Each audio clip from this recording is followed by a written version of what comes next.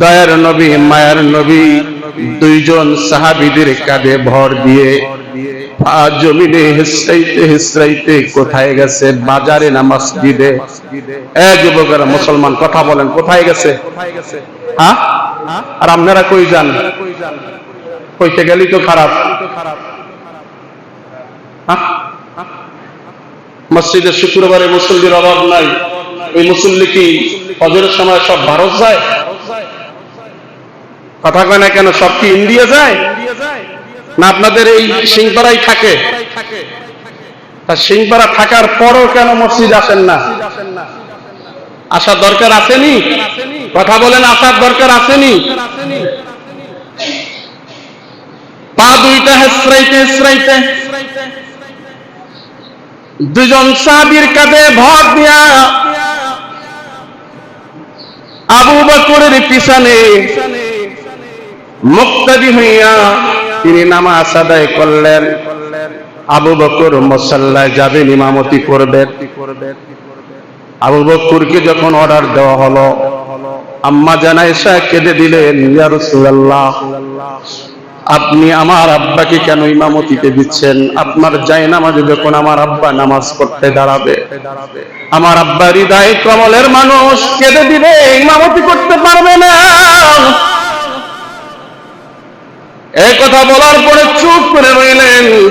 তিনবার বললেন। ইমামতি করতেছেন রাহমাতুল লিল আলামিন, পিছে মুক্তাদি হয়ে জামাতে নামাজ আদায় করলেন। নামাজ আদায় করার পরে রাহমাতুল লিল আলামিনের এমন অবস্থা হয়ে গেল। কেমন অবস্থা? খায়বারের দুর্গ, খায়বার যখন যুদ্ধ হলো, খায়বার যখন বিজয় হলো, ওই খায়বার বিজয়ের সময় রাহমাতুল লিল আলামিনকে একজন ইহুদির স্ত্রী দাওয়াত দিয়ে তাকে বিষ পান করাইছিল। একটু নাউজুবিল্লাহ বলা যাবে কি? বিষ পান করাইছিল।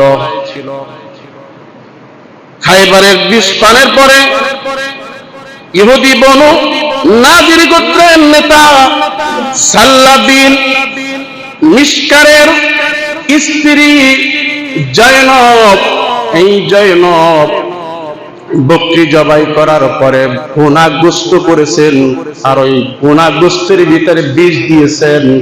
বিষের যে প্রতিক্রিয়াটা, এক লোকমা রাহমাতুল লিল আলামিন গোশত টুকরে খেয়েছেন। খাওয়ার পরে শুধু খায় নাই, মুখে নিয়ে চিবাইছেন। চিবাবার পরে গোশতটা ফালাইয়া দিয়েছেন, কারণ জিব্রাইল এসে বলতেছেন, ইয়া রাসূলুল্লাহ, আপনার এই গোশতের ভিতরে বিষ আছে। নবীজি আমার গোশতের টুকরাটা ফালাইয়া দিয়েছে। গোশতের টুকরা যখন ফালাইয়া দিয়েছে, যেই বিষটা তার দেহের ভিতরে ঢুকছে, নবীজির ইন্তেকাল আগ মুহূর্তে এত কষ্ট, এত যন্ত্রণা, আম্মা জান আয়েশা বলেন সহ্য করার মতো নয়। রাহমাতুল লিল আলামিন ডাক দিয়া বলে, দুনিয়ার মানুষেরা শোনো, আমার ওই খায়বারের যখন আমাকে ইহুদি জয়নব বিষের গোশত দিয়েছিলেন, গোশত টুকরা খাই নাই, ফালাইয়া দিছি। এই বিষের যে যন্ত্রণাটা আমার শিরায় শিরায় উপশিরায় বেয়ে চলতেছে, মনে হচ্ছে গুড়ি হাত গুলা টাস টাস করে ছিঁড়ে যাচ্ছে। এমন কষ্টদায়ক অবস্থায় নবী আমার কখনো হুঁশ কখনো বেহুশ। হঠাৎ করে আম্মা জান আয়েশার ঘরে,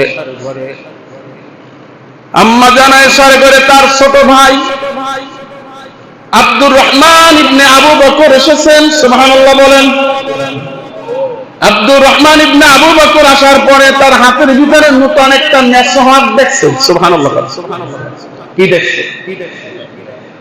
আজ মুসলমান মেসওয়াক করতে ভালোবাসে না, খালি সুন্নাতের ওয়াজ অন্য জায়গায় করে, বেলায় মানে না। অথচ রাসূল বলছে, যে ব্যক্তি মেসওয়াক করে নামাজ আদায় করবে, এক রাকাতের বিনিময়ে তার আমল নামায় আমি 27 রাকাতের নেকি দিয়ে দিব। সুবহানাল্লাহ বলেন। মেসওয়াক আছে? এ মুসলমান মুসতাদ আছে, ওই কোন রকম বিরাসটা রাতে করি আর সকালে করি, ঠিক কিনা বলে? কিন্তু আমার রাসূল বিরাসের কথা বলে নাই। বিরাস হলো ইহুদিদের, আর মেসওয়াক হলো আমার রাসূলের সুন্নাত। সুবহানাল্লাহ। মেসওয়াকের অনেক উপকারিতা, সেদিকে আমি যাচ্ছি না ভাইরা আমার।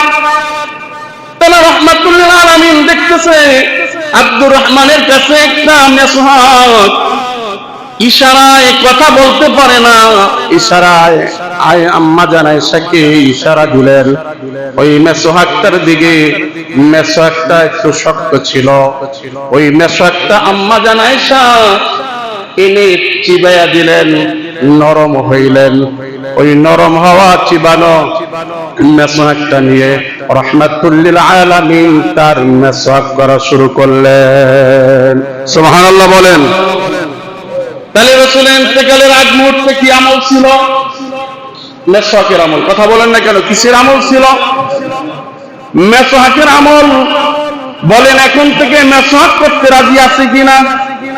অবশ্যই মেসওয়াক করা শুরু করব। আল্লাহ তাআলা আমাদের এই মেসওয়াক করার তৌফিক সকলকে দান করুক, বলেন আমিন।